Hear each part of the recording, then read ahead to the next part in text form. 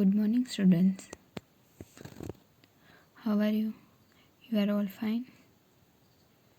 Okay तो last video में हमने यूनिसेक्सुअल और असेक्सुअल रिप्रोडक्शन इन प्लांट के बारे में एक्सप्लेन किया था मैंने और हमने लर्न किया था। आज हम सेक्सुअल रिप्रोडक्शन कैसे होता है प्लांट्स में वो आज डिस्कस करेंगे और मैं एक्सप्लेन करूँगी आज। तो open your textbook page number 136 sexual reproduction in plant. You have early the structure of a flower के बारे में हमने 6th स्टैंडर्ड में पढ़ा था कि उसके अंदर एंथर होता है, स्टेमेन होता है, stigma, style, ovary, ovule, filaments, ये सब पार्ट के बारे में हमने 6th स्टैंडर्ड में डिस्कस किया था। आपको अगर याद नहीं है तो आप फिर से 6th स्टैंडर्ड की टेक्स्ट बुक लेके रिवाइज कर सकते हो। You know that the flower are the reproductive parts of a plants, stamens are the male reproductive parts and pistil is the female reproductive part. हमने 6th स्टैंडर्ड में ये discuss किया था कि जो दो रिप्रोडक्टिव पार्ट्स होते हैं, जो मेल के अंदर क्या होता है stamen and pistil female reproductive part है। ये दोनों आपको याद रखना है क्योंकि ये मेन रिप्रोडक्टिव पार्ट है प्लांट के अंदर। Flower which contains either only pistil or only stamens are called unisexual flowers. जिसके अंदर ओनली स्टेमेन या तो ओनली पिस्टिल होता है, कोई एक दोनों में से कोई एक होता है, उसे यूनिसेक्सुअल फ्लावर कहते हैं। Flower which contain both stamens and pistils are called bisexual flower.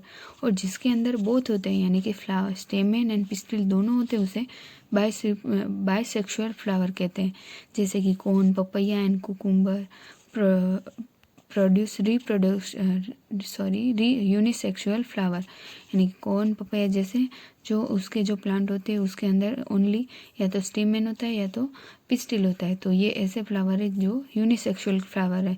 और ऐसे ही मस्टर्ड, रोज एंड पेटूनिया ये सारे बाइसेक्सुअल फ्लावर है। इसके अंदर स्टेमेन एंड पिस्टिल दोनों होते हैं। Both male and female unisexual flowers में be present in the same plant और इन डिफरेंट प्लांट, यानी कि ऐसे बाइसेक्सुअल के अंदर दोनों प्रेजेंट होते हैं, female and male reproductive part. Could you identify the anther and the filaments of a stamen. Stamen के अंदर कितने पार्ट्स होते हैं? दो, जो हमने 6th स्टैंडर्ड में पढ़ा था, एंथर एंड फिलामेंट। क्या आप उसे आइडेंटिफाई कर सकते हो? अगर आपने 6th स्टैंडर्ड में अच्छी तरह से लर्न किया होगा तो आपको याद होगा। Anther contain pollens grain which produce male gametes, यानी कि एंथर, तो एंथर कैसा होता है? ऐसा होता है जिसके अंदर आपने देखा हो तो जो चाइना रोज जिसे हम जासूद कहते हैं उसके अंदर दो ऐसे पत्तियाँ होती है बीच में से निकलते, तो उसके ऊपर जो एंथर होता है तो आपने देखा होगा, आप उसे टच करोगे तो वो आपके हाथ में आ जाएगा। तो जो एंथर होता है उसके अंदर मेल या तो फीमेल रिप्रोडक्टिव ग्रेन्स, इसके अंदर पोलेंस होते हैं, पोलन ग्रेन, यानी कि ये ऐसे निकल जाते हैं तो ये पोलन ग्रेन हुआ। तो ये ऐसे मेल रिजिमेंट्स होते हैं। और पिस्टिल के अंदर क्या क्या होता है? पिस्टिल के अंदर stigma, style, ovary and ovule, जो सारे फीमेल जिमेट्स और एग होते हैं जो ओव्यूल में, यानी कि ऐसा एग होता है जो ओव्यूल में यहाँ पे जाके जो छोटे छोटे दिखाई दे रहे हैं यहाँ पे रिप्रोडक्शन करते हैं। मेल एंड फीमेल जिमेट्स, यानी कि जो मेल का यहाँ पे एंथर में जो पोलेंस होते हैं वो यहाँ पे आते हैं स्टिग्मा के ऊपर, और इसके थ्रू यहाँ पे एक जैसा रिप्रोडक्टिव होता है। और ये रिप्रोडक्टिव जो एक जैसा होता है उसे क्या कहते हैं?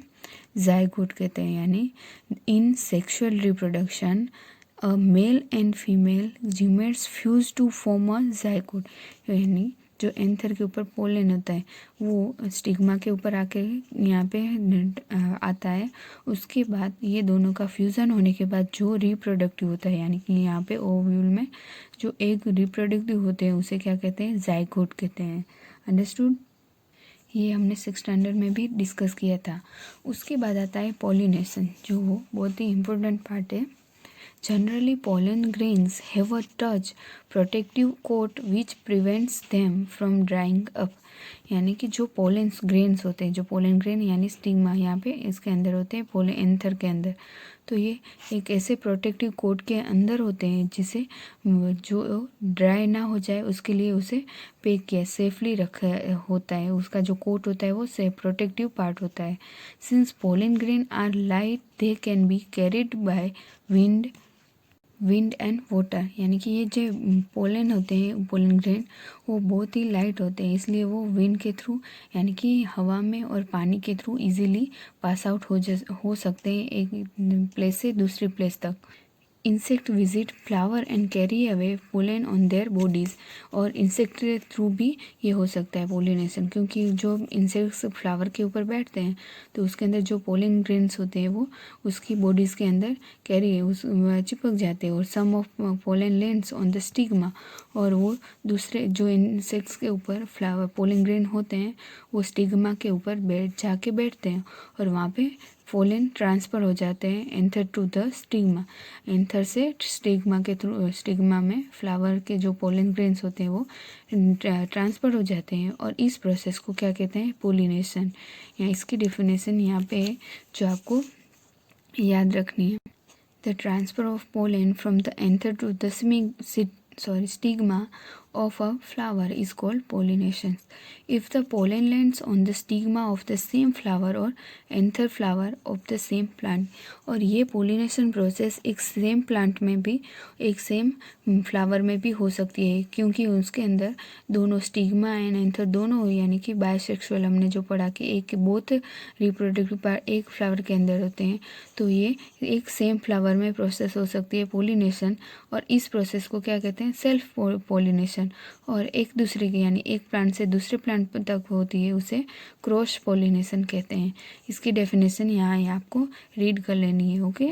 उसके बाद आता है, ये आप पोलिनेशन बहुत ही ईजी है। उसके बाद आता है फर्टिलाइजेशन। जो कोई भी पोलिनेशन या तो कोई भी जायगोट बनने के बाद जो एक न्यू प्लांट में बोर्न होता है, ग्रो होता है, उसके बारे में उसे क्या कहते हैं, fertilisation. The cell which result after fusion, यानी कोई भी ऐसा सेल जो फ्यूज़न होने के बाद, यानी कि हमने यहाँ पे पढ़ा कि जो एंथर के ऊपर पोलन ग्रेन होते हैं वो स्टिग्मा के ऊपर जाके बैठते हैं, और स्टिग्मा के और पोलन ग्रेन के बीच जो फ्यूज़न होता है उसके बाद जो जीमेट्स होते हैं उसे क्या कहते हैं, जो जीमेट्स बनता है उसे जायगोट कहते हैं।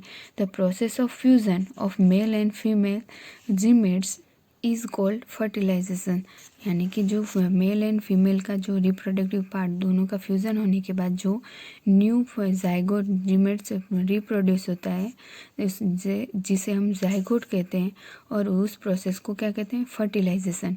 The zygote develop into an embryo, और ये प्रोसेस कहाँ पे होती है, कहाँ पे डेवलप होता है, जो जायगोट होता है वो एम्ब्रियो के अंदर जो यहाँ पे दिया होता है, इसे क्या कहते हैं, एम्ब्रियो। इसे यहाँ पे जो फर्टिलाइजेशन होता है उस प्रोसेस यहाँ पे होती है। उसके बाद आता है fruits and seeds formation, food और सीड के कैसे फॉर्मेशन होते हैं आफ्टर फर्टिलाइजेशन, यानी कि जैसे ही फर्टिलाइजेशन फर्स्ट क्या होता है, पोलिनेशन होता है। पोलिनेशन होने के बाद जायगोट प्रोड्यूस होता है और उसके बाद फर्टिलाइजेशन की प्रोसेस स्टार्ट होती है। उसके बाद फ्रूट्स एंड सीड्स कैसे फॉर्म करते हैं वह आता है आफ्टर फर्टिलाइजेशन। फर्टिलाइजेशन के बाद the ovary grow into a fruit and other parts of the flower fall of, और फर्टिलाइजेशन की प्रोसेस के बाद जो ओवेरी के अंदर जो एक जायगोट होता है वो डेवलप होता है, और ऐसे ही फ्रूट एंड अदर पार्ट्स के अंदर फ्लावर फॉल ऑफ होते हैं। The fruit is the रिपेंड ovary, और ये ओवेरी के अंदर रिपेंड होते हैं और उससे थ्रू सीड रिप्रोड्यूस होता है ओव्यूल के अंदर। The seed contain an embryo enclosed in the protective seed coat, और जो सीड होता है वो एम्ब्रियो के अंदर क्लोज्ड होता है जो एक प्रोटेक्टिव कोट के थ्रू प्रोटेक्ट रहता है। Some fruits are fleshy and juicy such as mango and orange, some ऐसे फ्रूट होते हैं जो फ्लेशी और उसके अंदर ज़्यादा जूस होता है, जूसी फ्रूट्स होते हैं। Some fruits are hard like almond and walnut, और सम ऐसे हार्ड होते हैं जैसे कि आलमंड एंड वॉलनट है। उसके बाद कैसे सीड होते हैं वो डिस्पेरेबल होते हैं, यानी कि एक प्लेस से दूसरे प्लेस तक जाते हैं। In nature some kind of plants grow at different places, this happen because seeds are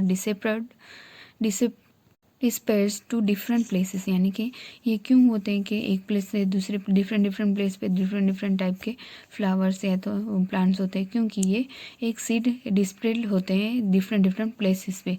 sometimes after walk through a forest and a field और अ पार्क, समटाइम्स ऐसा होता है कि हम चलते हैं उसके थ्रू भी कोई भी प्लांट का सीड या तो फ्रूट हमारे क्लोथ्स के अंदर स्टिक हो जाते हैं, उसके थ्रू भी ये डिस्पर्सल हो जाते हैं सीड्स, एक जगह से दूसरी जगह चले जाते हैं। और आपने ये कभी ट्राई किया है, ऑब्जर्व किया है? What do you think will happen if all seeds of plants were to fall at the same place and grow there?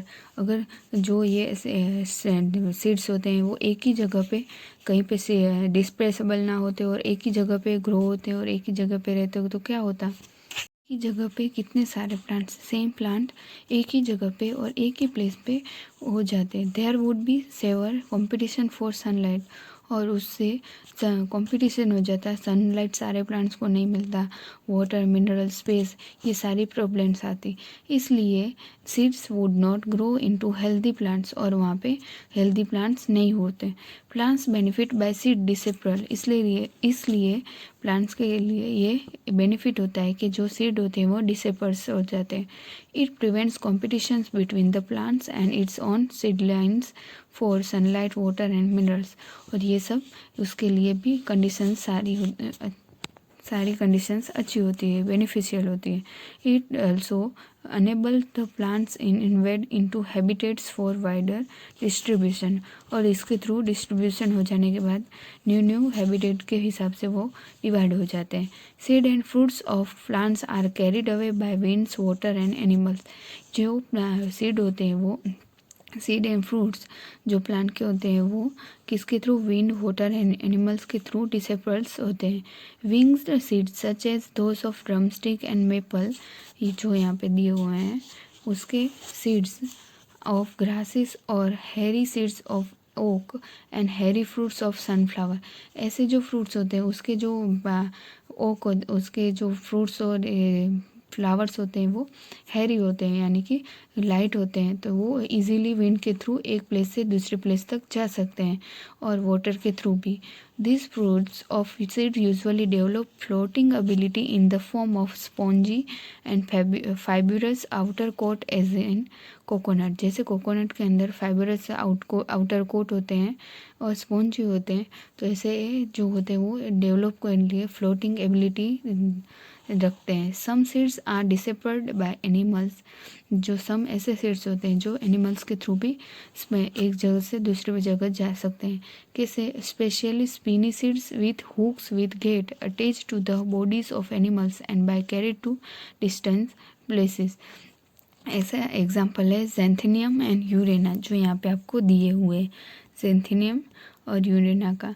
Some seeds are dispersed when the fruits burst with sudden jerk, sometimes ऐसा होता है कि जो fruits होते हैं, जो आपने देखा हो तो वेल की या तो कोई ऐसी उसकी जो सीड की एक पूरी लाइन होती है, फड़ी जिसे बोलते हैं हम, वो सडनली ब्लास्ट होती है, बर्स्ट होती है, और उसके थ्रू एक जगह से दूसरी जगह सीड्स कहीं पे अटक जाते हैं। The seed scattered where from the parents plant, और ये से ही वो पेरेंट प्लांट से दूसरी जगह जाते हैं और वहाँ पे दूसरा प्लांट न्यू बोर्न होता है।